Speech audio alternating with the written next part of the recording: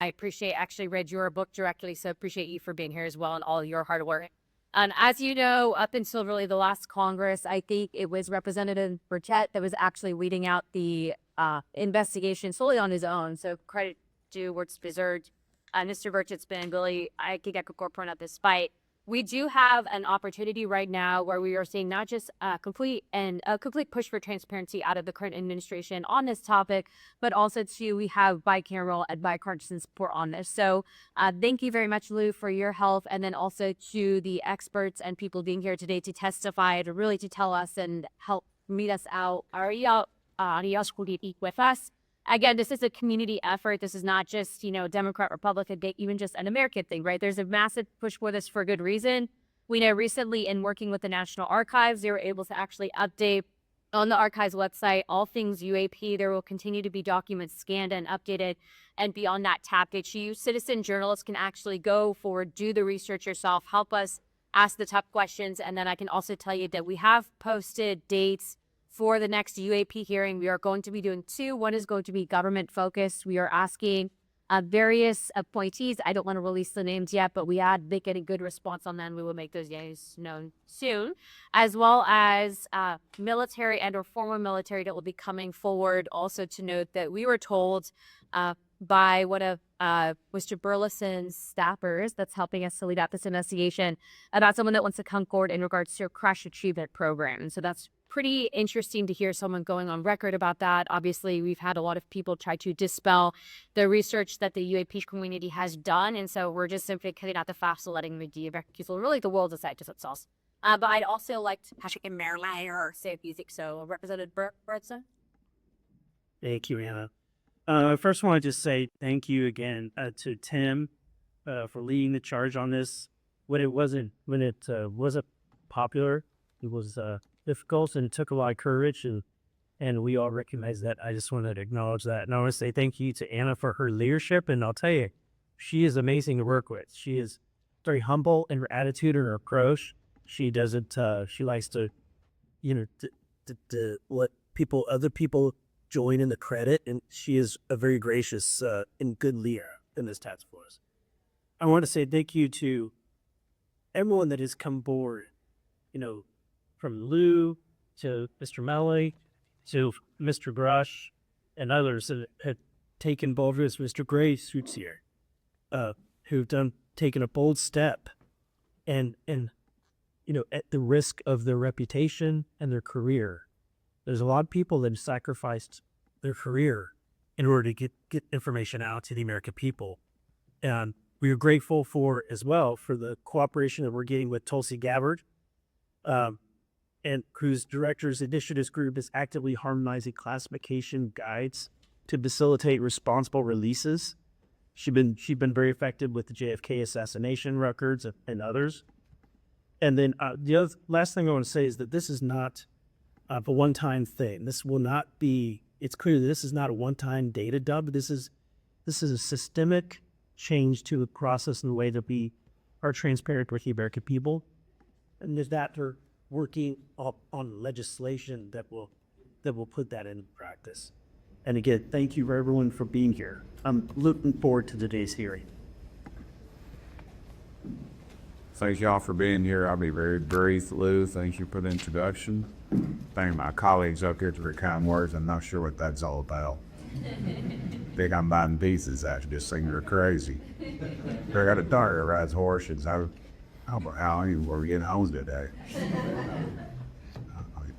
It is a pleasure being here, and I want to thank the people that are sitting right there, some dear friends of mine, people in the media and elsewhere. They're always kind to me. We don't agree on that dadgum thing, but we do agree that this is the biggest comfort for our lifetime, and we need to get to the bottom of it. And I want you folks to know out there that we believe. For so many years, people that believe like we do and had to live in the shadows. And when you bring it up, you get criticized and people say all kinds of awful things about you. I'm over that. We know this thing's covered up and we're going to blow the dadgum lid off of it. So thank y'all for being here. Let's get on.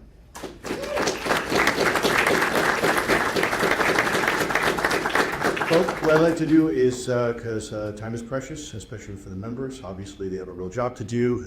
This is part of it, but they have a whole lot of other responsibilities. So with that said, I'd like to first begin by thanking specifically Representative Luna from the 13th District, if I'm not mistaken, of Florida, for her leadership in this particular forum and on this topic. This would not have been possible if it was not for Representative Luna in her pursuit of the truth. She has served her country quite honorably, and her husband as well. If any of you have been in the military, they are right across him. So on behalf of a very grateful nation, ma'am, thank you for what you continue to do, your continued service to this nation and that of your family. It is greatly appreciated, and your service specifically as well with regard to the military, so thank you. The second, I'd like to thank Representative Burlison. Somewhat newer to this topic than some of the other folks, maybe on the Senate side and even the House side, who has also championed truth and transparency within the American government. I would refer to him as a healthy skeptic, which I think was important. Always keep you an open mind, allow the data to speak for itself. And in my interactions with Representative Burlison, I've seen him to be every time and exclusively honorable and truthful. And he is now, I think, is translating into the forum you see here with media present. We're going to have a very interesting conversation today. And again, this is only possible because of the three individuals up here. So if you have time later on, I would suggest you give him a good deal of thanks for what he is doing for our mission. And last but certainly not least is Representative Tim Burchett from Tennessee, who has been spearheading this topic for quite some time at great personal risk to this political career. As most of you know, that's one thing that politicians tend to avoid is risk, especially when it comes to election time. And Representative Burchett, I would probably define him as bringing the working man's perspective and a common sense perspective to the bureaucracy we call Washington, D.C. Certainly a breath of fresh air and a champion for, again, truth and transparency for our government and for our institutions. So with that said, I'd like to offer a quick round of applause for that.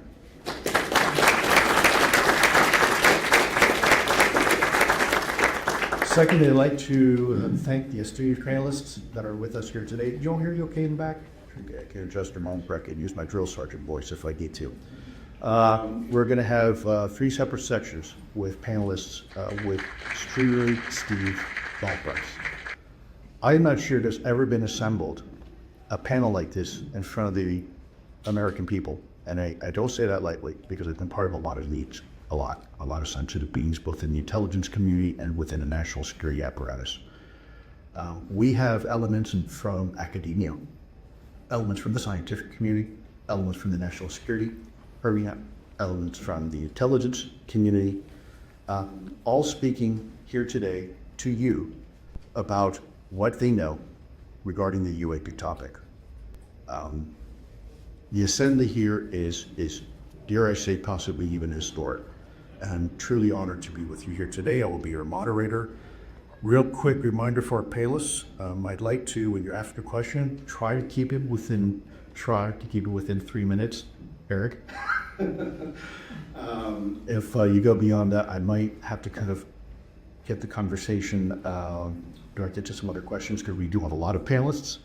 And I also have a tendency to talk a lot, so I'm going to try to keep myself in check as well. But panelists, if you try to keep your responses to 3 minutes, some panelists have for you a presentation. So for those who go to presentation, we'll do the presentation first, and then we'll be followed up with questions. And of course, esteemed members of Congress, if you have any questions at the time, please feel free to ask them, and we will certainly have our panelists address those questions for you. One more reminder, again, a security reminder, I know I said it before, but for anybody who's coming here after, I'm going to be asking questions. Some of those will be very pointed questions. For those of you who have a security clearance or who have held a security clearance, I ask that you please be mindful that this is an unclassified venue and not to discuss classified information.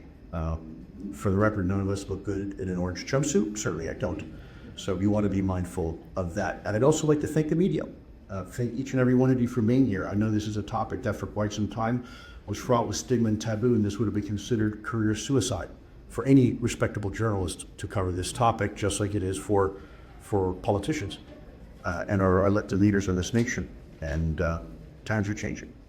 Times are changing because of you. So I want to do a hearty thank you to the members of media that are covering this. And last but not least, and probably perhaps most important, I would like to thank each and every one of you in the audience. Each and every one of you that's tuning in, each and every one of you that's watching this, each and every one of you that might be sitting on your sofa at home or around a dinner table and are interested in this topic and have asked questions. This is because of you. Our elected officials put this on because of you, not me, and not even our esteemed guests, because of you. And that should tell you something. That means democracy is working, folks. That means transparency is working. That means we, the people, agree. And that's a lot. That's profound. This is democracy in action, and you're watching it. So I want to thank each and every one of you, and I also want to thank you quick, the staff here on Hill that helped put this together and coordinate this. I know it's a bit of a zoo, but thank you so much for being patient with us and helping us with the audio visual and the media and the seating, and it is very much appreciated. So with that, let's go ahead and begin, shall we? So I would like to introduce the first of our panelists. Here is Dr. Elizondo. Now bear with me because he has his academic vitae. It's probably about 10 pages long, so I'm going to just try to truncate a little bit. So Dr. Elizondo is a PhD professor of science at Harvard University. He is also the head of the Galileo Project. He is also the founding director of Harvard's Black Hole Initiative. He's a contributor to Arrow. He is also a trained astrophysicist. Let's see if we can get this right. Director of the Flight Institute. Director Institute for Theory and Computation, and a former member of the President's Council on Science and Technology. So think about that for a minute, right? Advising the president. Former chair of the Board of Physics and Astronomy of the National Academies, and also author of 8 books and over 1,000 scientific papers. And he is here before you today. By the way, none of our panelists are being paid. Everybody's doing this out of their own kindness and goodness of their own heart. The second panelist we have here is Rear Admiral Tim Gallaudet. For those of you who served in the Navy know how hard it is to achieve the rank of Admiral. That is no easy feat. He's also former acting administrator of the National Oceanic and Atmospheric Administration, aka NOAA. Former oceanographer for the Navy, a advisory board member of the UAPDF folks here that are helping make this happen. But I'll tell you something else about Tim. Tim also happened to be one of the Navy officers that was present and privy during the Roosevelt incidences. The Roosevelt, the reason why I say plural, because there are many of these UAP incidents that the USS Roosevelt encountered in the 2013-2014 timeframe when she was conducting military operations in the support of the global war on terror. And so Admiral Gallaudet, I would consider indirectly a witness to some degree of some of the dysfunction that the bureaucracy had overlaid on some of our servicemen and even in uniform reporting UAP. And certainly last but not least is Dr. Eric Davis, not only a colleague, but a friend, and in some cases even a mentor. He is a theoretical and applied physicist, senior science advisor at Earth-10, former researcher at the Aerospace Corporation, and now those are just some of those. Let me tell you who he really is. Dr. Eric Davis was one of our senior scientists during my tenure at ATIP, the Advanced Aerospace and Threat Identification Program, and OSAF as well. He was one of our chief scientists, and by the way, he was also part of other legacy efforts before that, working with elements of the U.S. government. And I think what you're going to find him have to say today is going to be very, very compelling. He's an honorable man. He has served his country time and time again, in some cases at great personal expense and professional and personally to himself. And probably one of the smartest individuals I've ever had the honor and privilege to be in my life to work with. if you get a chance, I'd shake his hand because I would consider him, like the rest of these gentlemen, national treasure. And I think, like I said, what he's going to tell you today is going to be very interesting. So this is why I do the reminder 3 minutes, because even myself, I would love to just let him roll for about 3 hours. So with that said, I think we have a presentation. We're going to present first by Dr. Abby Loke. So if we could just give him a quick round of applause.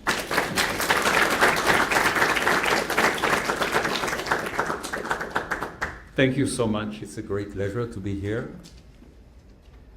Let us be honest. There are objects in the sky that we don't understand.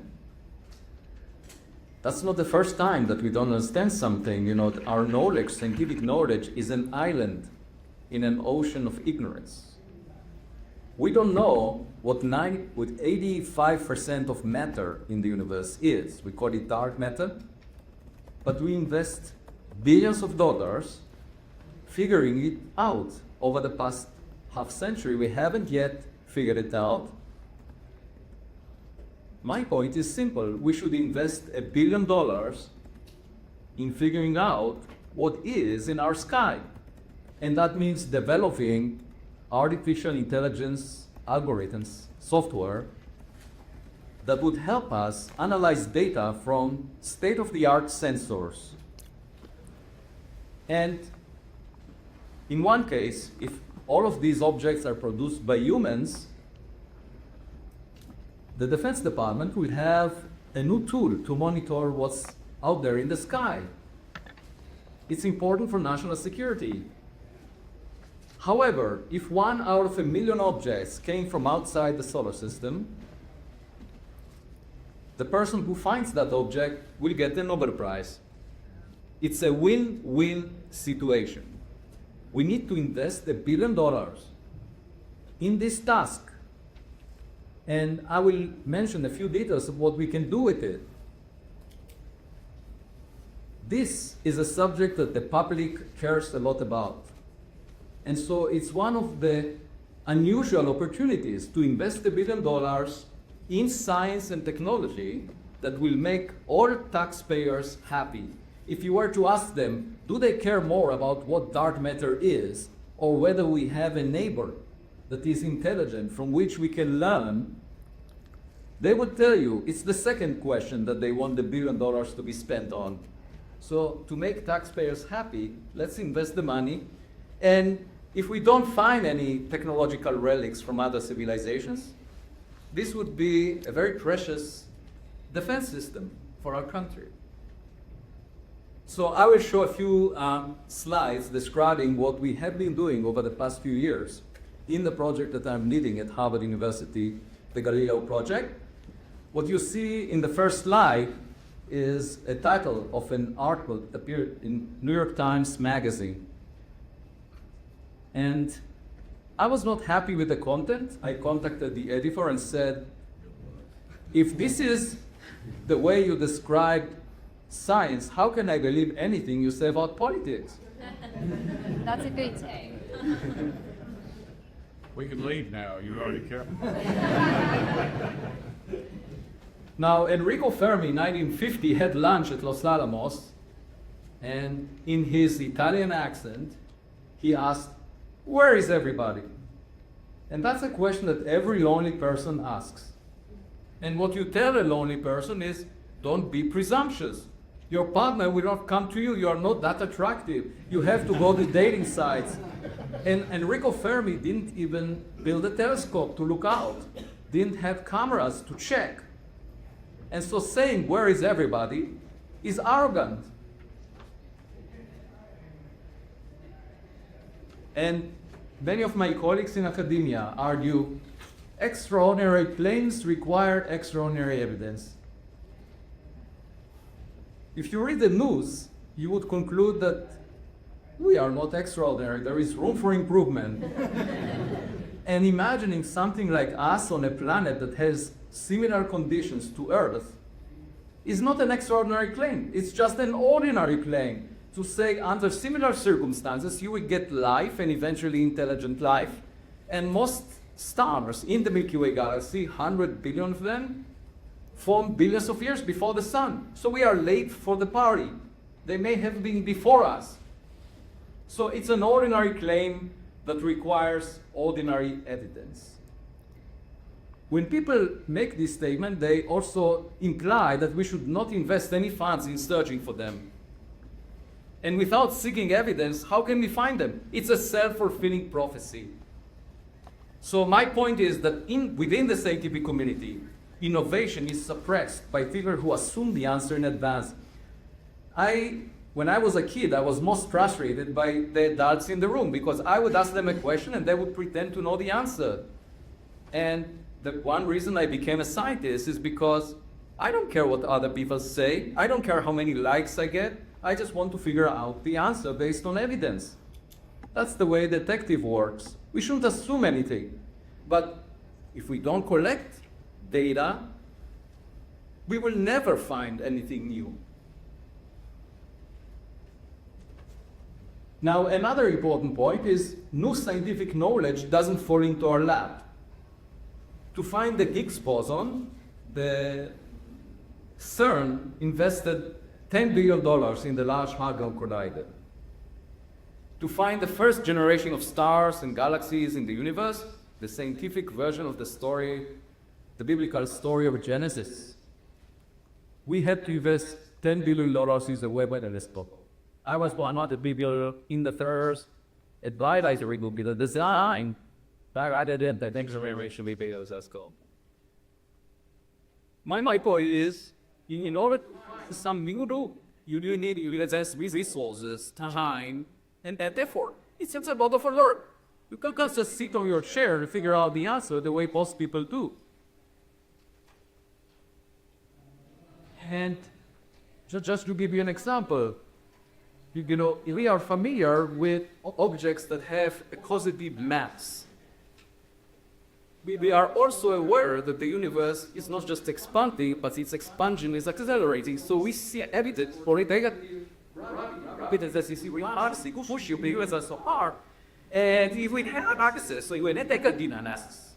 Just like the puzzles in the if you put the negative mass, the exact puzzle, the total mass to be zero, this object would float under the gravity. And you won't need that fuel, you move it around. So when they look at Starship, our best rocket, whoever has an access to a negative mass would laugh at it. We are putting most of the mass in the fuel of the rocket. It's a huge, gigantic thing. And if they had access to a negative mass, that would not be necessary. You would just use the payload plus the negative mass that balances it. Just to give an example of something beyond our knowledge, if negative masses exist or not, we don't know if you can bottle this dark energy that fills up the universe.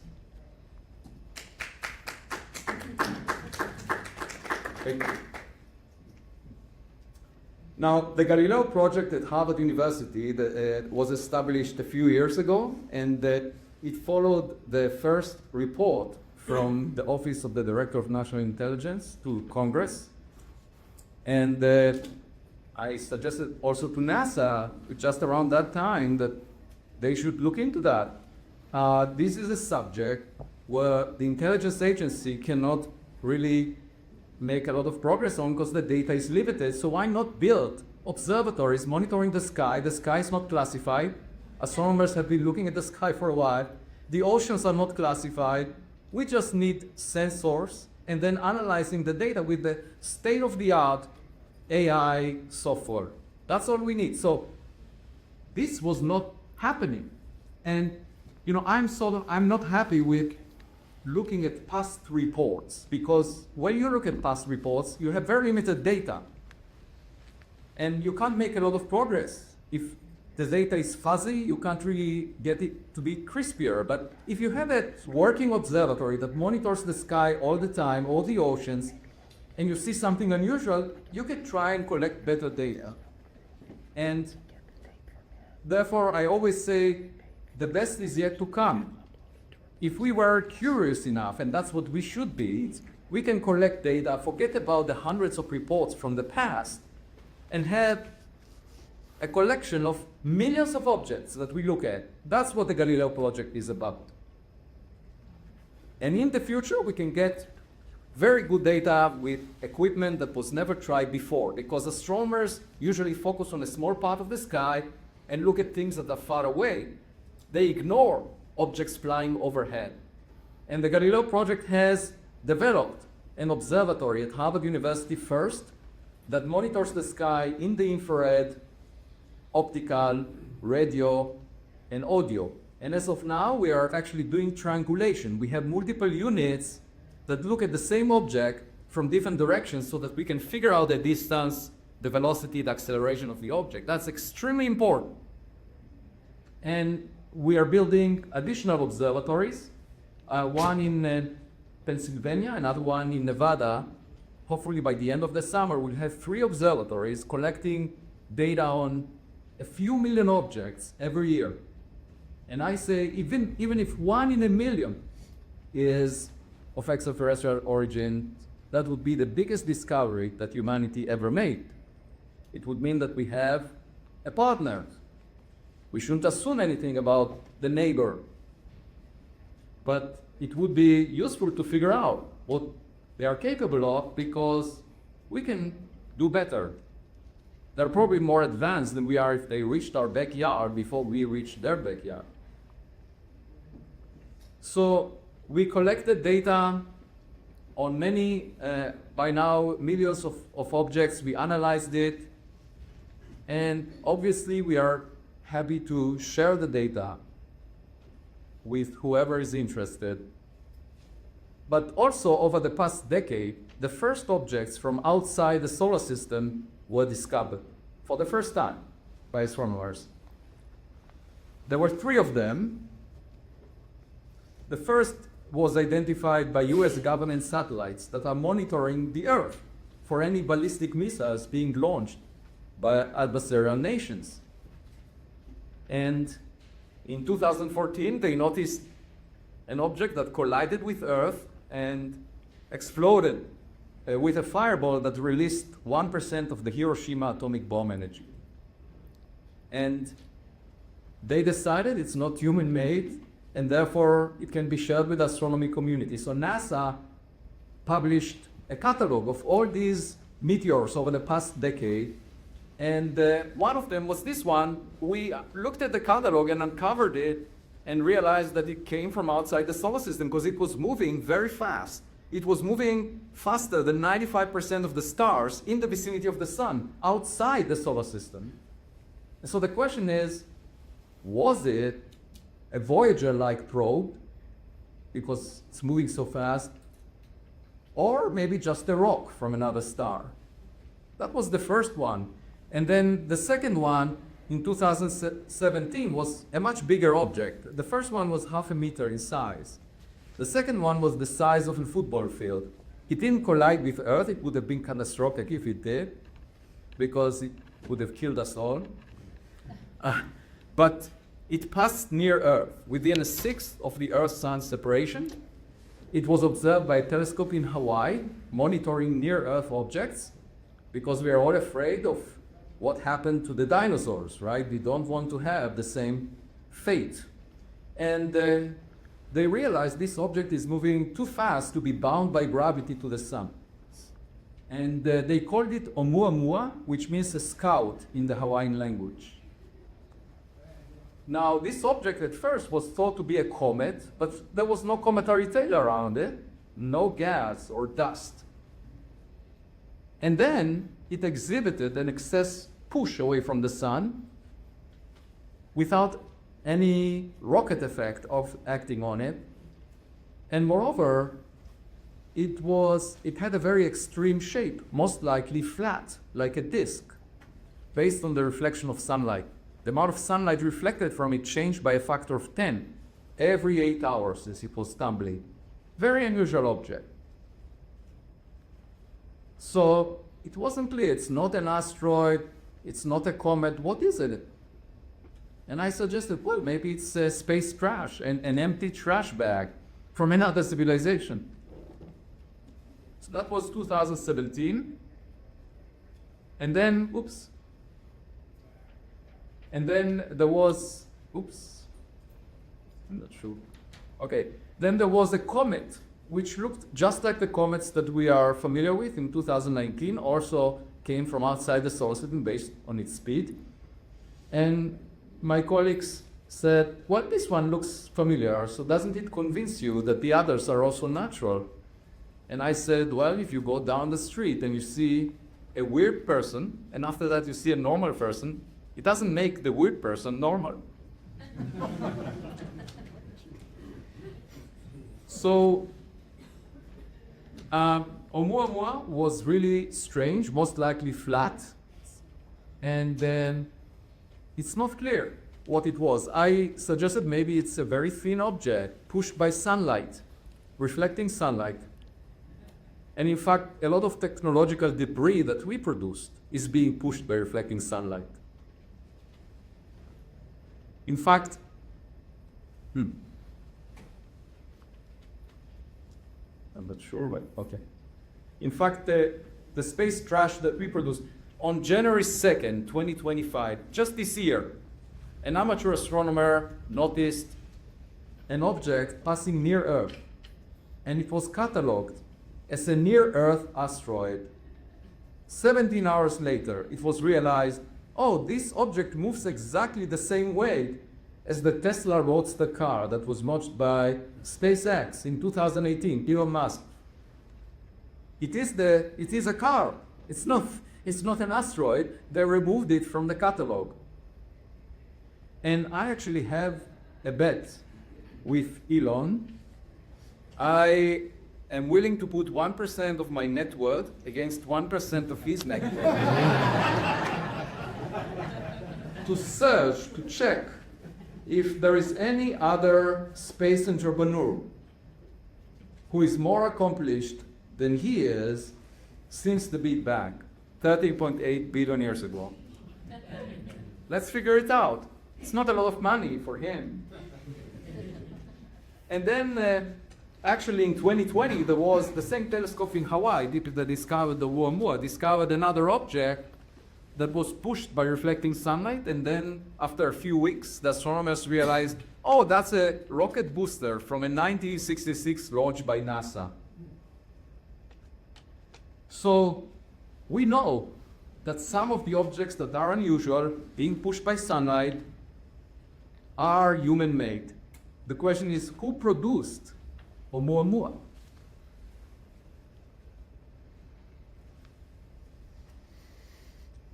And my point is that the next Copernican revolution, remember, Copernicus realized we are not the physical center of the universe. I actually visited Poland a year ago, a day after visiting the Munich Security Conference, where I spoke as the first astrophysicist that ever, by the way, I saw on the roof of the hotel at the Munich Security Conference, there were snipers with black head covers. They were there to protect the politicians. I realized being an astrophysicist is really very fortunate, but nobody wants to kill me. But at any rate, It's overrated. the next Copernican revolution is that we are not at the technological center of the universe. We have something to learn from a smarter kid on our cosmic block. And I wrote a paper a couple of months ago where I explained that with a space telescope, we can actually go through the million objects, roughly meter in size, within the orbit of the Earth around the Sun that came from outside the solar system, and figure out whether among them, among all the rocks, there is space trash from other civilizations, because over the past billions of years, they predated us and they polluted interstellar space because we sent out 5 probes, Voyager 1, Voyager 2, Pioneer 10, Pioneer 11, and New Horizons. They are heading out of the solar system towards interstellar space. We did it over 50 years. Just think how many more we would produce in the next billion years. And all of that keeps accumulating like plastics in the ocean. All of this trash produced by other civilizations. And we just have to look in our backyard and figure it out. Again, $1 billion will go a long way in this direction. But right now, this subject is outside the mainstream. of astronomy. Instead, the highest priority defined by the decadal survey is to spend more than $10 billion in the search for microbes, for the molecular fingerprints of microbes in the atmospheres of exoplanets. And frankly, I'm much more excited about finding intelligence than finding microbes, for a simple reason that we can learn from a higher level of intelligence. One reason I seek intelligence in interstellar space is because I don't often find it here on Earth. And you may ask, where will Voyager be in 1 billion years? It will be on the opposite side of the Milky Way galaxy. So if most stars formed billions of years before the sun, we know that for a fact, there were civilizations like us out there, they had plenty of time for their spacecraft to reach us. And we haven't really checked. Until the last decade, we didn't really know about interstellar objects. So I'm saying this is new. Now, the meteor, the object that collided with Earth, was interesting because for a cost of $1.5 million that I received from a donor, we were able to go to the Pacific Ocean and search for materials left over from this interstellar object. It exploded only 20 kilometers above the surface of the ocean, and that implied that it had material strength tougher than all other hundreds of meteors in the NASA catalog. So it was unusual in its material strength, in its speed, and the question was, could it be a Voyager-like meteor? Could it be a Tesla Roadster car-like meteor? Because that car actually will collide with Earth probably in several tens of millions of years. And my colleagues, if there are any astronomers at that time, they might argue it's a rock of a type that we've never seen before.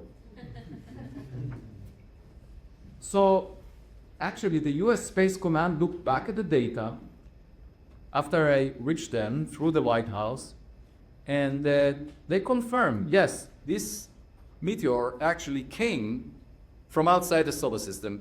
The data was reliable. And they also released the light curve of the explosion that indicated how much energy was released and at what altitude was the explosion. And so I decided to lead an expedition to the Pacific Ocean. We went there slightly less than 2 years ago.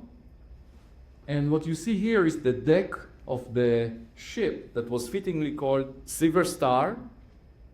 We built a sled with magnets on both sides, and we placed it on the ocean floor, which was 1 mile deep. And we surveyed a region that is 7 miles in size, looking for any molten droplets left over from the explosion, just to figure out, was it a natural rock or maybe a gadget? And I told my students before I left, if we find a gadget and it has buttons on it, should I press a button? The opinions were split. Half of the class said, please don't do that. He put all of us at risk. And the other half said, please do. We would like to see if it's ChatGPT 100. So we brought back materials. And it was a 2-week expedition. I put all the materials in this black suitcase and shipped it by FedEx to my home, and then brought it to the laboratory of my colleague at Harvard, Stein Jacobson, who is a world-renowned geochemist that has the best instruments in the world. And on the other side of me in this photo is a summer intern, Sophie Bergstrom, who worked with me that summer, and she discovered 850 molten droplets within the materials that we brought back. And I gave her the honorary title, the Spheral Hunter.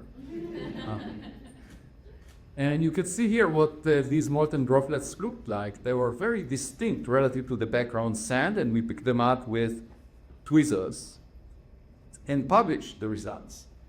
And so there was one type of those molten droplets, about 10% of the entire reservoir, that looked very unusual. they had a composition, a chemical composition that was very different than solar system materials. Up to 1,000 times higher abundance of beryllium, lanthanum, uranium than you find in solar system materials. And so that's a possible indication that we found some material from the original object, but we want to go back and search for bigger pieces with a robot that we will put on the ocean floor. It will cost $6.5 million. We don't have a funder as of yet. If anyone is interested in joining us, let me know. This is an image from the last day of the previous expedition where I was standing on the ship looking at the sunset, and next to me is an 88 years old Art Wright, who was a commander of a destroyer during the Vietnam War. And I really liked him because he wouldn't speak much. He would solve problems. And everything he said was true. And there aren't many people like that these days. What you find most often are people that are virtue signaling, that are trying to impress you. That's partly the culture of social media. But this mission was a success thanks to art. And he reminded me of my father. I really liked him. Now, this year, in August 2025, there is a new observatory in Chile that was funded by the Department of Energy and the National Science Foundation. It's called the Vera C. Rubin Observatory, and it will survey the southern sky every 4 nights and could find Oumuamua-like objects every few months if they are out there. And now we know to look at them in much greater detail. We can use the Webb telescope to do that. And this telescope will use a camera that is 3.2 gigapixels in resolution, so 1,000 times more than the number of resolution elements you have in your cell phone. So I'm very excited about the coming year or two.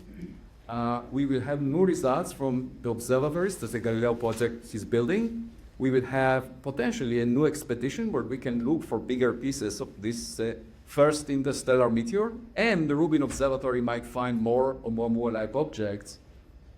But if we really want to make fast progress, we need more funds. If I had $100 million or $1 billion, I know exactly what needs to be done, and we can get much better understanding of our cosmic neighborhood. As I said before, the software that we develop would be of great use to the Department of Defense.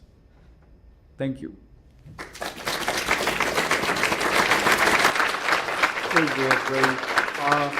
Please, Paul, very quickly, my Admiral Getting Debt. You'd like to say a couple of words, and we're going to try to make this brief so we can go ahead and start getting to some of the questions. Sir, Paulina. Thank you very much. It's great to be here. Representatives Muna and Burlison and Burchett, appreciate you giving us all an opportunity to share what we want to share and say what we want to say about this important topic of UAP. So I'll be about 5 minutes here, maybe a little less, but today I call on the American scientific enterprise to mainstream UAP research and development. And to do that properly, I should first begin by assessing the current state of UAP research. There are a few brave individuals and organizations conducting such research, including Professor Avi Lowe through the Galileo Project at Harvard, Professor Diane Pasulga at UNCW, Drs. Gary Nolan and Peter Skafish at Sol Foundation with Stanford University, Professor Jeffrey Cryopolo with the Archives of the Impossible at Rice University, and the Scientific Coalition of UAP Studies. But these are by far the exception. For UAP research and scientific study is shunned by the American science community writ large. Even with dozens of credible former military witnesses coming forward, as well as legislative action from Congress in recent years, the stigma remains too great to jeopardize the reputation, promotion potential, and tenure of those in academia. To better understand this resistance, it might be useful for me to describe the state of climate science in this country where the complete opposite is occurring. As a former administrator of the National Oceanic Atmospheric Administration with a PhD in oceanography, I've studied the changes occurring in our Earth system, and while they are indeed significant, and I am by no means a climate denier, climate change is far from the existential threat that the mainstream media and some of the science community claim it to be. A false narrative that propagated that global warming caused by anthropogenic greenhouse gases is the cause of every severe weather event on any given day. This is mainly a result of the large number of scientific studies that employ extreme and implausible emission scenarios. Lacking the expertise to critically evaluate such studies, the average citizen is readily accepting such misinformation. Conflating every extreme weather event with climate change is imprecise, incomplete, and incorrect. The most glaring examples come around every hurricane season, for which satellite data over the 50 years shows there's been no trend upward or downward of these storms. The same goes for wildfires, where news coverage always links climate change to their occurrence, but wildfires have actually been decreasing in this country. So even the Intergovernmental Panel on Climate Change has been unable to conclusively detect changes in extreme weather, climate event frequency, and intensity. However, saying that we are not in fact in a climate crisis is heresy to the mainstream media and the global science community. This is a situation with UAP, but in reverse. Ample evidence, even congressional testimony, attests to the scientific validity of UAP. But the response by members of the scientific community has been either A, to bury their heads in the sand, or B, to make baseless mockery of the courageous contrarians like Professor Lowe who seek the truth. Why is this so? Well, the reason is partially due to overclassification and a deliberate, decades-long disinformation campaign by the U.S. Department of Defense and intelligence community. Unlike climate change, UAP and the non-human intelligence which control them very well could be an existential threat, as our moderator, Elizondo, eloquently described in his book, aptly named Imminent. The scientific community needs to wake up to the reality of UAP, which represents the most mind-blowing development since the Copernican Revolution. Consider the extraordinary report I received this weekend when a former U.S. Navy SH-60 Seahawk helicopter crew chief who was embarked on the carrier USS Dwight D. Eisenhower in 2021 described to me his reporting on forward-looking infrared video of a metallic sphere at an altitude a few hundred feet above the ship traveling along a linear trajectory horizontal to the sea surface before it accelerated into the horizon at an incredible speed, disappearing completely. Upon landing, he discussed this with some of the pilots and the other air crew before transferring the FLIR footage to the carrier's intelligence officer. Moreover, this was not an isolated event, for the Eisenhower Strike Group during that deployment saw many instances of UAP, primarily F-18s, frequently encountering them at high altitude. And this topic was widely discussed by the Air Wing during the entire deployment. And later, fellow aircrew members of this crew chief from another squadron deployed on board the USS Gerald R. Ford and shared similar experiences. The crew chief also informed me that the secret laptops in their ready room provided access to a shared drive where numerous UAP sightings on FLIR were archived. They stored these videos on a folder named Range Fowlers. You like that, Ryan? And his commanding officer and safety officer were aware of these incidents, but there was an unspoken understanding not to discuss them openly in the ready room. I have spoken to other sailors still in active duty, and their sightings of UAP have become so numerous that they are desensitized to the phenomena. My point being that the Navy possesses a trove of video evidence and data regarding UAP, and I see no reason why FLIR footage of UAP in Navy training ranges cannot be declassified and shared with the scientific community. With open access to more data like this, we could transform every institution of higher education by establishing a Galileo project within their astronomy and astrophysics departments, a Soul Foundation within their biomedicine and humanities programs, and an archive of the impossible in their religious studies and philosophy curricula. To close, I point out that last month at the Endless Frontiers Conference in Austin, the President's Science Advisor, Michael Prasios, committed the Trump administration to creating a golden age in American innovation. I am convinced that UAP research can not only support this, but accelerate it in ways beyond our imagination. The time to destroy the stigma associated with UAP is now. I ask the House Oversight Committee and other members of Congress to demand that DOD, DOE, DHS, and NASA release more UAP data for open science. And I call on the White House to include UAP research in its 2025 R&D priorities memo. Thank you all.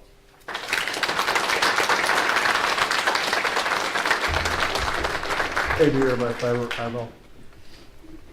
So, we're going to get to our first question here, and it is not scripted, and it is to my former colleague, Dr. Eric Davis. And be very careful how I ask this specific question. But, Mr. Dole, good to see you, as always. Sorry, what? No, it's okay. Dr. Davis, I know your background and I know your work in our former program, the Advanced Aerospace Threat Identification Program. I also know to some degree some of the history and first-hand experience you have on UAP. I believe that this committee and the esteemed members of Congress and the American public would love to hear, to the degree you're able to discuss it, the direct access you had. For those who don't know, Dr. Davis was, and I'll let him answer this, and it was submitted into the matter of record for Congress a couple years ago, the Wilson Davis memo. It was alleged that he was the author of. And if you don't know what that is, I encourage you to look it up. It has been entered as a matter of public record in the congressional record, and it is extremely significant. This is the man. I won't say he did or he didn't, I'll let him tell you, who offered that potential. And furthermore, I know has had involvement in the UAP program, specifically from a crash retrieval perspective. Now, I need to be mindful here. Dr. Davis, please be careful of security classification, but do you mind sharing, to the degree you're comfortable with, your involvement with information relating to crash retrievals and your experience? Yes, Thank you. I'm an astrophysicist and also what Mark Jones at NASA and I call breakthrough propulsion physicist. Worked at Burlison propulsion together from 1996 to 2002, and then we continued after that to develop a book that we published through the AIAA Press in 2009, Frontiers of Propulsion Science. So my background is in advanced deep space and interstellar space flight, mostly faster than light propulsion, or the use of general relativity theory and quantum field theory, as well as advanced nuclear propulsion, like nuclear fission and nuclear fusion. And beam energy propulsion, which I worked on as a principal investigator for the Air Force Research Lab in Dearborn Air Force Base. So I've got quite a broad background. And I began my work in UFOs, or UAP, starting in 1996. Robert Bigelow hired me to work for him as his director of aerospace physics and astrophysics at the National Institute of Discovery Science. And that was a pretty transformative shock for you, because as a physical scientist, I'm seeing for the first time biphenomenon. I'm investigating it using forensic science techniques in the field, interviewing witnesses, collecting care. And I have a team of colleagues on the staff that I work with, also PhDs. And we had a world-class science advisory board, which my former boss in Austin, Halpert, was on the board of was on that science advisory board, who was the last chair of that board, actually. We also had Apollo 14 astronaut Ed Mitchell, and for a short time Apollo 17 astronaut Jack Schmidt, and we had many academicians and former CIA national intelligence officers, social psychologists, medical doctors, and nuclear engineers, and the list goes on. We had Chuck Pulley primarily as well. So it was a really transformative, because I grew up in the 60s and 70s, and I became familiar with Carl Sagan. Carl Sagan and Astronomer Report Page co-authored a book called UFOs, A Scientific Debate, which was published by the AAAS Press. The AAAS is the American Association for the Advancement of Science, and science is their prestigious journal that they publish. And so that was a prestigious publication. Okay, every chapter was authored by experts in the field in academia who have studied UFOs and some angle of it from a scientific data standpoint. Data that was collected, data that was analyzed, and so they presented it and published the book. For a bizarre reason, in the 1980s, Carl Sagan had this wonderful astronomy show called Cosmos, and the companion book for that. And what's ironic is that he changed 180 degrees. He all of a sudden went from being UFOs. We have in this book that I co-authored or co-edited with Lord DePage, all of this wonderful data that's been collected that is not exploitable due to conventional astronomical, weather, or man-made explanations or events or objects. I'm now calling it pseudoscience. It's brand science. People are mistaken. Pilots have poor vision. Military pilots especially. And I heard that from Leonard David, who's a aerospace engineer, aviation, space exploration writer.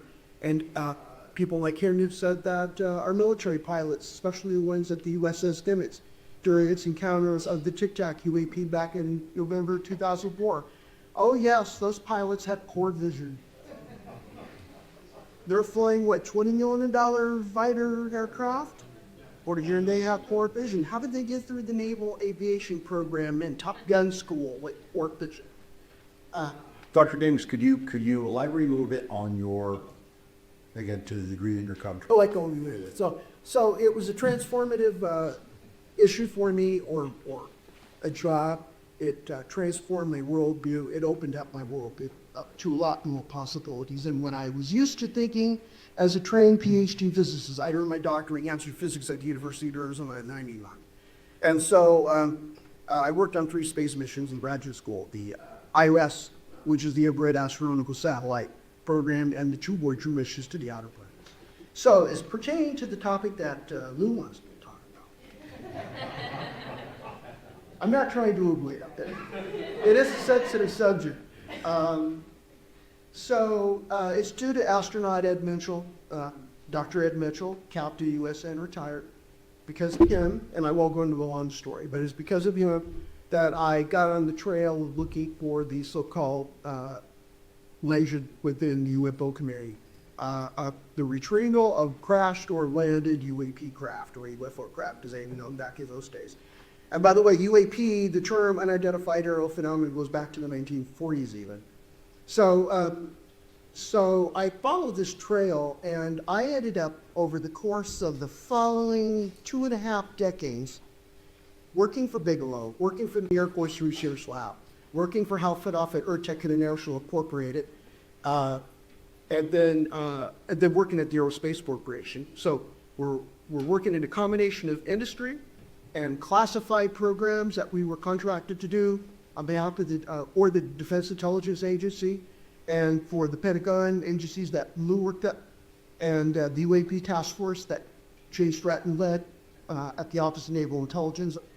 And so a long story short is that I came into contact with industry leaders, technical scientists, both active duty and later retired, as well as intelligence officers, generals, admirals, colonels, people who directed intelligence or human intelligence collection and analysis directorates of the DIA and the Central Intelligence Agency, who reached out to me to have me do some foreign UAP intelligence analysis and assessment. And so I had been exposed to so much in the classified realm that I can tell you definitively that there is a there. The human race, basically the world's biggest governance, like the United States, our adversary China and Russia, at least as far as I know, have had the occasion to recover craft that have either landed or crashed or both in their territory or even outside of their territories, and have taken those back to the most sensitive of their programs that they've ever had. These programs are even more sensitive and more well hidden than Manhattan Project was, or the modern nuclear weapons industry and the U.S. military and the Department of Energy programs to maintain and upgrade and modernize our nuclear weapons arsenal. And so this is one of the most well hidden programs. It is hidden for congressional oversight and always has been. And it was hidden by the action of the President Eisenhower, who instituted presidential emergency action directives during his administration. These directives are not shared with Congress. They are classified. And when the Freedom of Information Act was instituted in the 70s, those are not subjected to the Freedom of Information Act request. These directives provide cover for actions that are associated with the retrieval of these vehicles and the scientific engineering study of them. And that takes place within the industry. What happens is the Department of Defense offices, CIA offices, they create shell companies. They give a sole source contract to the shell company who passes the money to a selected group of defense industry firms. And those firms would take that contract money and turn it around and use that as internal funding. It's called internal research and development funds, which they give to their own people inside their company, their own employees, to do the reverse engineering and analysis and study of these recovered feelings. And so this avoids all congressional oversight. It avoids the gangbang. And it's one of the most clever techniques used to hide it. And as far as I know, only one 4-star general and 1 to 3-star admiral were able to locate these programs. And that's about as much as I could say. They located the programs and they uncovered them. One got a lot of resistance and hostile reception and was told that he found who was looking for. They were who they were suspected of being. Yes, they were a UFO, UAP crash retrieval and reverse engineering program.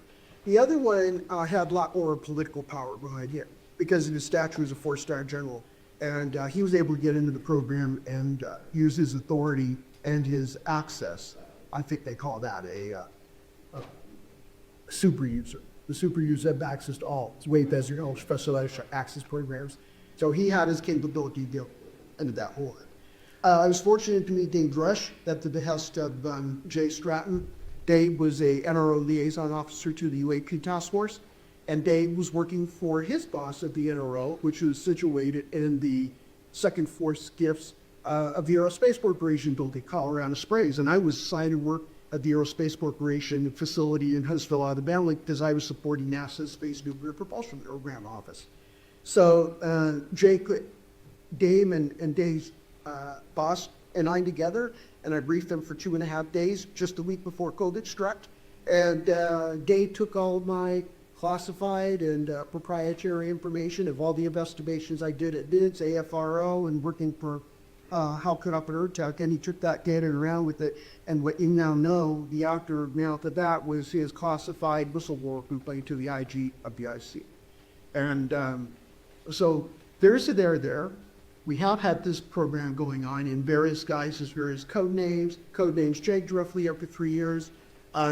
They often shipped around to the major office and programmatic new organizations for presidential administration, maybe every 5 to 10 years in some cases.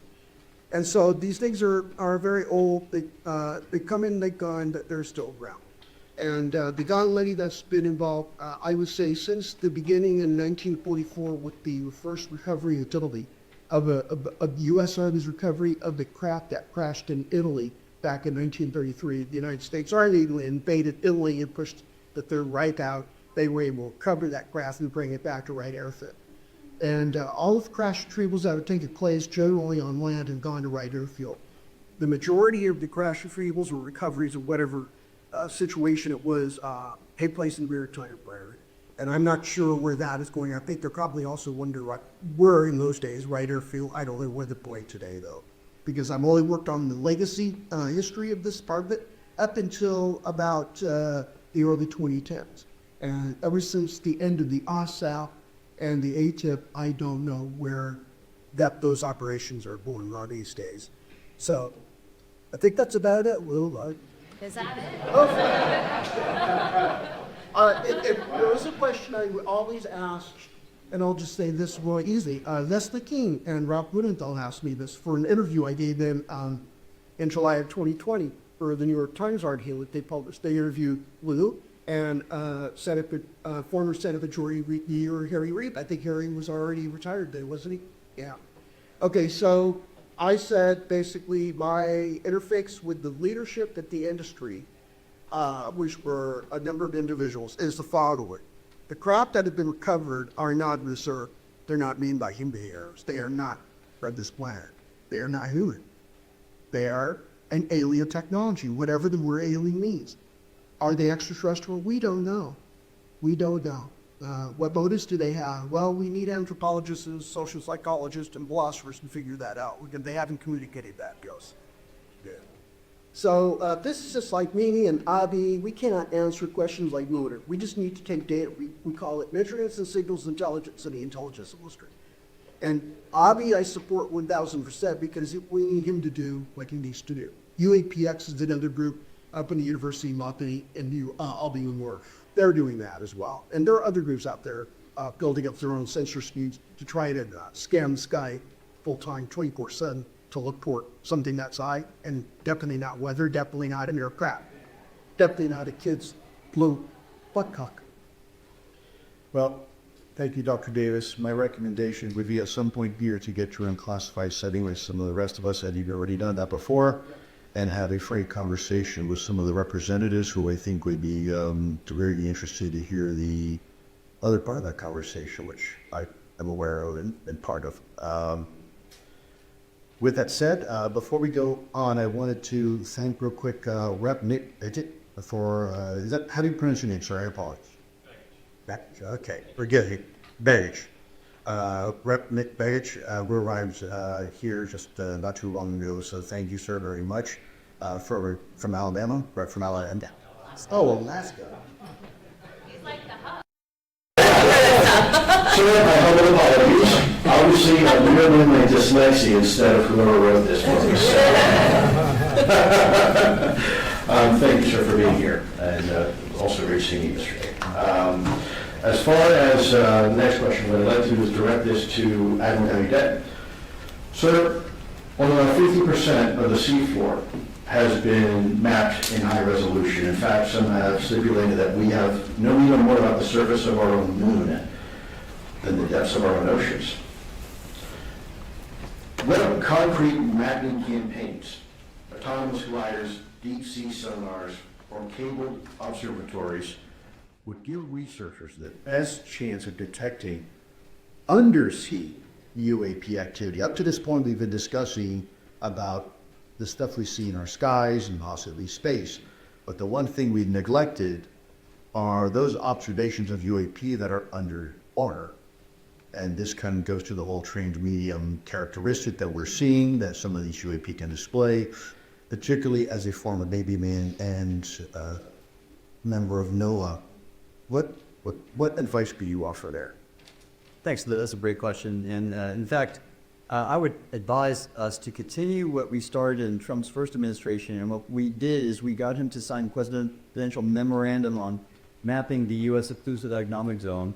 And that directed the establishment of a strategy, a plan, national strategy, a plan, and a council, an areas council, to contribute to the effort. And so we did this in 2020, and in the 5 years since, we've been able to go from having 40% of our EEZ map to 50%.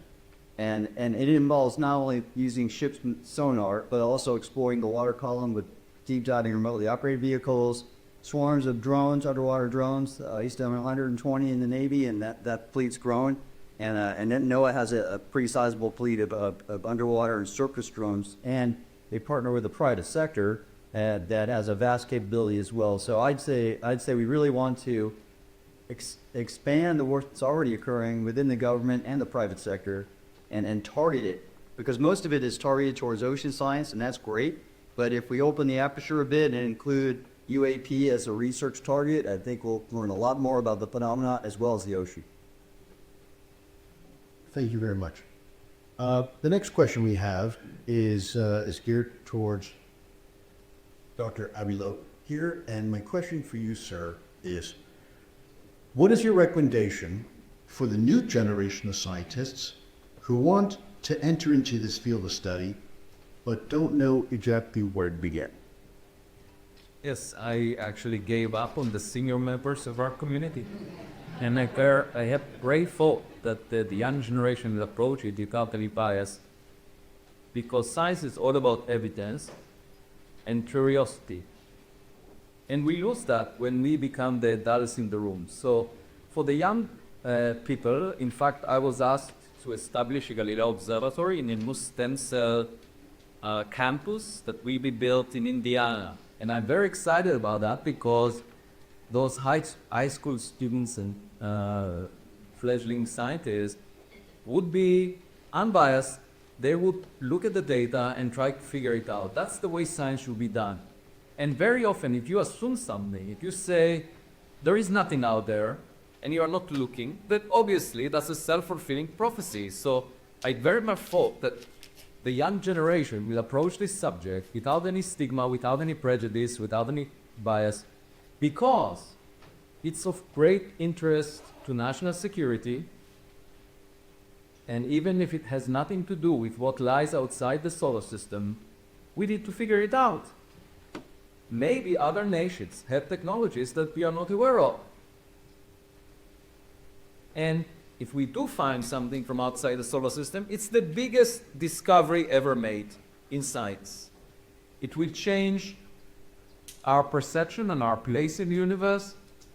I had a group of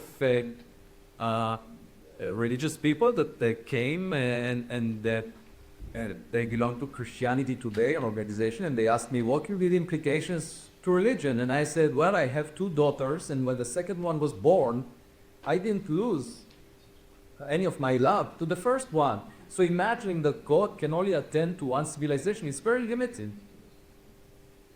And I think, in fact, it would be enriching to realize that we have siblings. We might be jealous if they're more advanced than we are. Maybe they get more attention. But, that's exciting. We may get inspiration from finding something better than us. So why is it that academia, the mainstream, is shying away from this? Partly because the public cares so much about it. And, there are lots of statements that are not correct, that being made by people who had no evidence. But that should not be a reason to avoid this subject. We should study it, and young people, I think, have the ability to figure it out. If we had the resources allocated to the research, we figure it out. We have that equipment. It's much more exciting than figuring out what dark matter is, whether there are microbes on exoplanets, which probably exist in any warm water environment similar to Earth. I'm willing to bet that there are microbes, but I don't care much about that.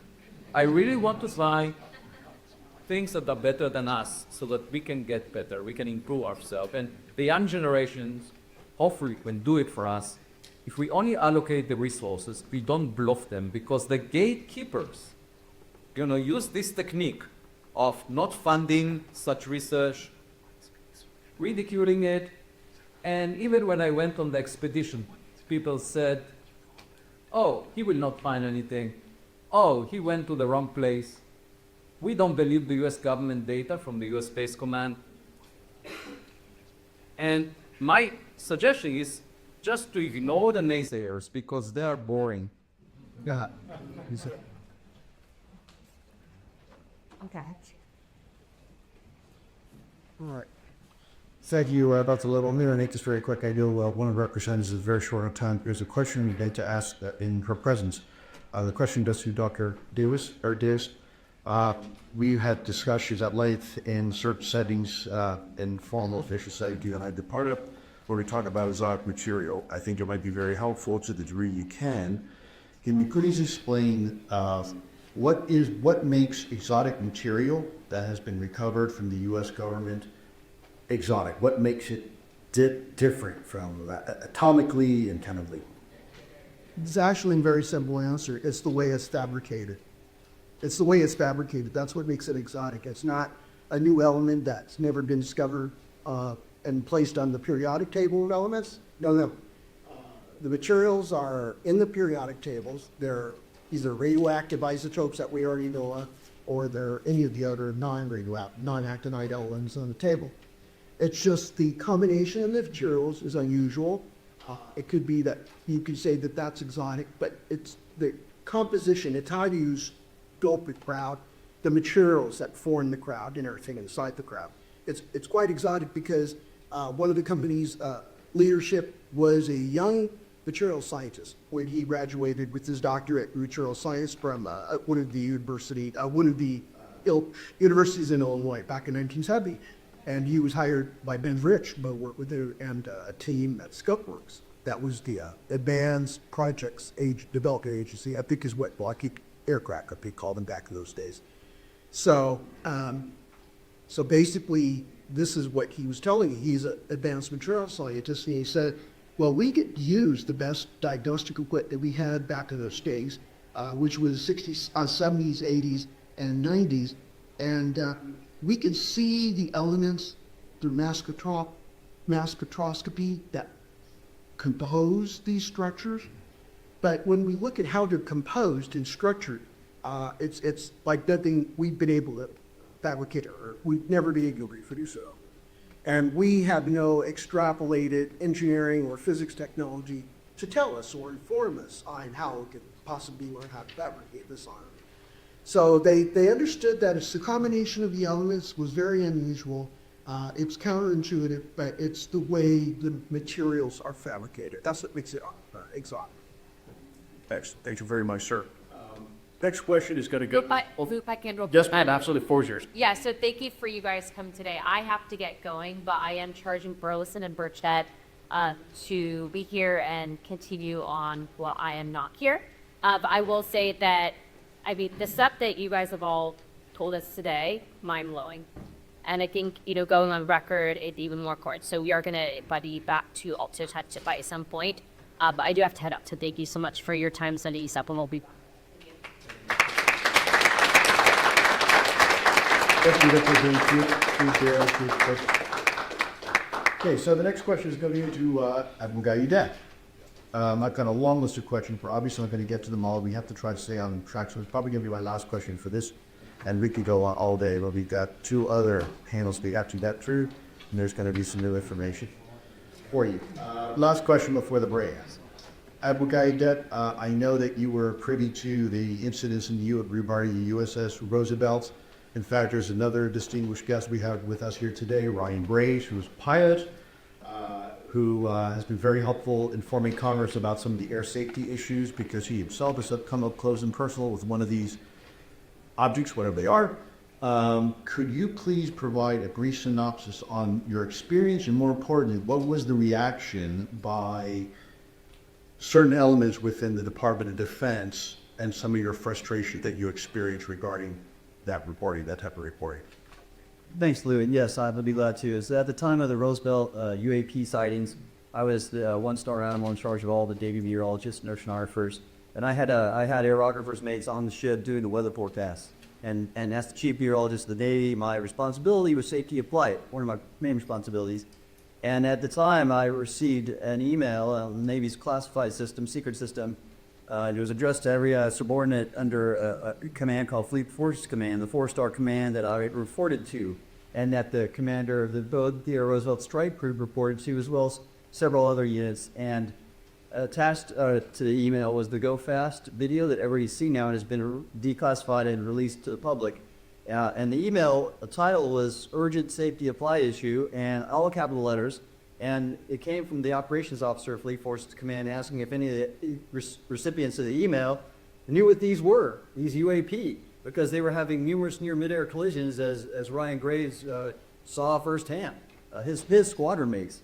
And then the next day, that email was wiped from my computer, and no one talked about it in any subsequent meetings of Fleet Forces Command. And this was very unusual, because the primary job of Fleet Forces Command is to prepare Navy units to deploy, like the Theodore Roosevelt Strike Group. And that exercise was a critical pre-deployment requirement to get pilots certified to land on flight deck. And so, not talking about an urgent safety of flight issue, for example, the UAP that split a section of aircraft, you don't want anything to get within a mile of an F-18 when it's operating. So that they didn't talk about it, that was covered up, didn't sit well with me. And that's the reason I have come out today, or really for the past 2 years, to talk about this and make sure we support all these reasons to acknowledge and be more transparent about UAP activity and data. And that's why I'm on the advisory board of Ryan's American Crusade Aerospace, and we've been advocating for the FAA to institute a system of reporting with standards to get more information out there to support safety of flight and science. Excellent. Admiral Guyudet, you have a question by Representative Burlison. Go ahead, sir. 4 years. Yeah, thank you. Mr. Davis, I wanted to ask before this panel's over, I want to pull some threads here. The what is your understanding of the physics or the likely propulsion technology? What is your assessment of what the capabilities are and how it's being achieved? And then also, I want to ask about materials and energy as well. We can always speculate. These things are so far advanced.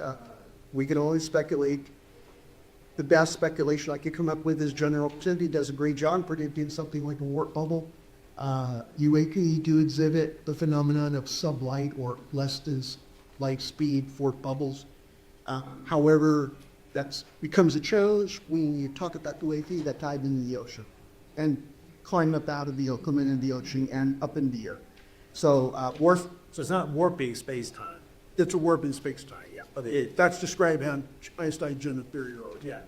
And so the problem is Gravity warps space-time, that's right. right? Yeah. So these objects are changing space-time around them. Yeah, they have a thin shell energy, and the type of energy would have to be negative energy density, and it consists of the type of energy density that you can create conform back. And examples of that are the Casimir calci that has a little vacuum region that's bound by the two plates of the cavity.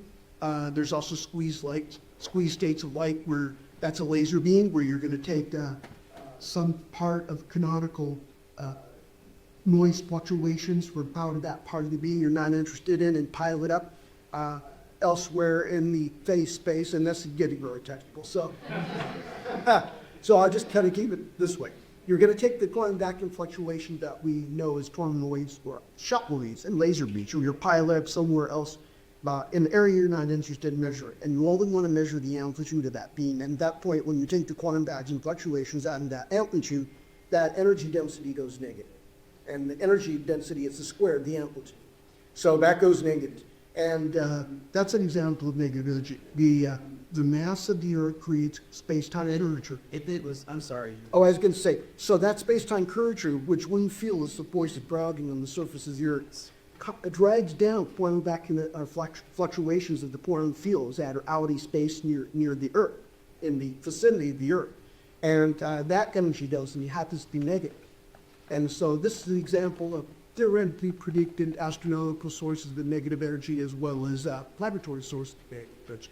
So that's what you would need to build a warp bubble. And that's what you need to build a constructed shell. Just a brief comment of clarification.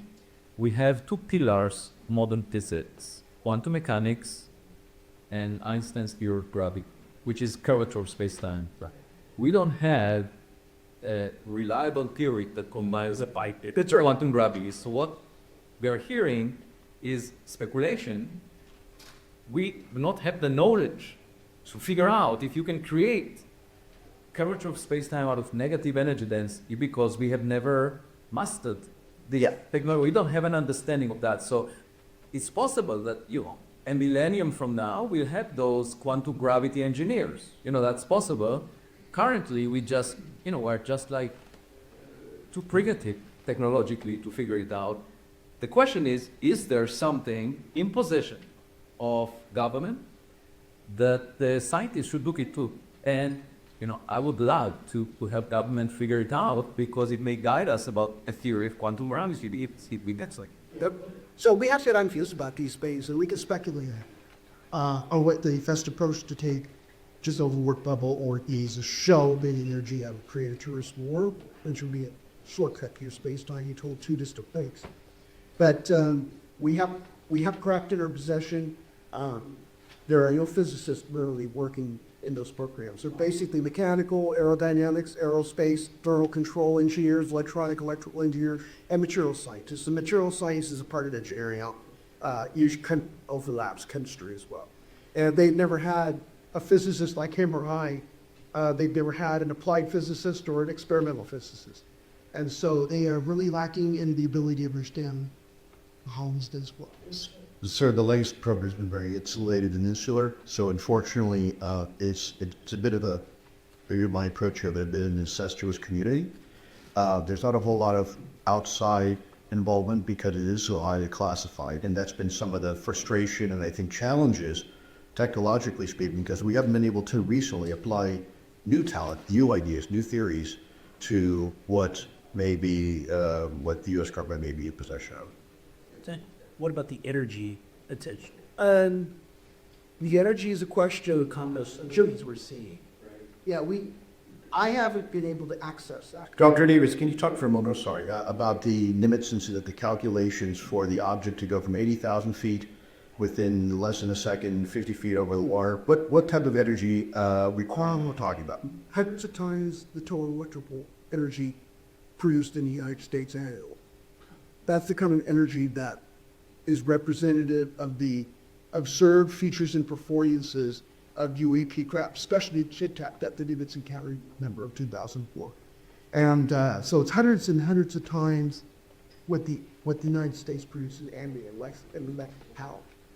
And so that compares really well with interstellar spacecraft that will trouble with relativistic or ultra-relativistic be anywhere from 90 to 99% scale. Like the energy is astronomically huge. So these craft, I don't have the security clearances I need to know to get access to the technical details, but I need to understand that the craft are consistent in size with the Tic-Tac, even double in size of the Tic-Tac. That would be up to about 100 feet long by 50 feet diameter of that type. Boomerang-shaped craft, arrow-shaped craft, triangular-shaped craft, and so forth. The biggest ones that had been observed, especially that we investigated in 1999, involved the Sky Air Force Base. That one was a 600-foot long prow, and it was about roughly 100 feet tall. And so they don't have possession craft like that. I've never been told that. It's usually the more manned scale. Somebody couldn't move. Yeah. So we might be able to. Yeah, so we can only speculate. I know Jim Kasky wrote in his book, I over in time limited, but anyway, it's Colin Keller, everybody works with that Mitch, and George Knapp of KLS TV in Las Vegas. And so Jim mentioned, and Jim was the program manager for the AAS, DASAT, the AAS WAP cabin it was. And so basically he described in his book, somebody, I don't know if it was him because I think he said it was him, went inside one of these craft that he had access to, and they couldn't recognize any propulsion or power devices or systems inside the craft. It's complete in a years. Charles Taylor and I have speculated that possibly they're teleporting energy from a remote distant location where the energy is produced and is teleported to a craft. And that's how the craft can move around without having to carry propellant or rocket engine or an advanced work drive engine on it. That's one possibility that we speculate. On the material, so what do you have? You think is carbon can take multiple forms, right? Are you saying that is the same with other material, other elements? The way in which what we found is different forms of these elements that we have. It would be different houses. It'd be different combinations of the elements. That's how the big ratios as well, correct? Yeah. So you're going to have a variety of whatever structural part of this that came off of the UAP, and I don't know because I didn't have way better knowledge SAP access. I only had TSSCI. So at the SCI level, I was informed that there'd be combinations of elements from the periodic table, combinations for isotopes. So we have a variety of elements as they naturally occur, or some isotopes have been mixed together in a certain way, and then they're structurally built in a very unusual way that even today we have no equivalent or analog to. So this is about as much as I was given information at an SCI. And then, do you have or can you comment on whatever species have been piloted these craft? How are they large? Are they multiple species? Are they like what was their size and how many are usually on a craft? They're typically the multiple species people are familiar with, the grays, the Nordics. People were talking about reptilians and insectoids. It's not that they're reptilian or insectoids, it's that they resemble to the presentiment of reptile or an insect type, huing. because I had it 4 limbs and torso. So large, small, Human size, human scale. and are there having to accrue? Well, the grays I'm familiar with from investigating the crash at Paulina, which is misnamed the crash at Roswell. It's not the crash at Roswell, it's the crash at Paulina, Mexico. Those were grays, those were 4 foot tall. And the Nordics are typically human size, probably, I'm from 5-6 feet tall. And same with the people who is label reptilian and insectoid, they're roughly that top height too. I haven't heard anything about anything, some in grade P 9 feet tall. Would that be true? So, dinner and shot. Folks, what we're gonna do here is per time. Hang on, we're gonna down the wrong job. We are gonna take a 3-minute break for a change here of the panel. We'll roll right into it. If you need to use the restroom, please do so, but we are going to truncate this break significantly because we've got a lot to cover. And you definitely want us to stick around for this next panel as well. Big round of applause for our panelists, please.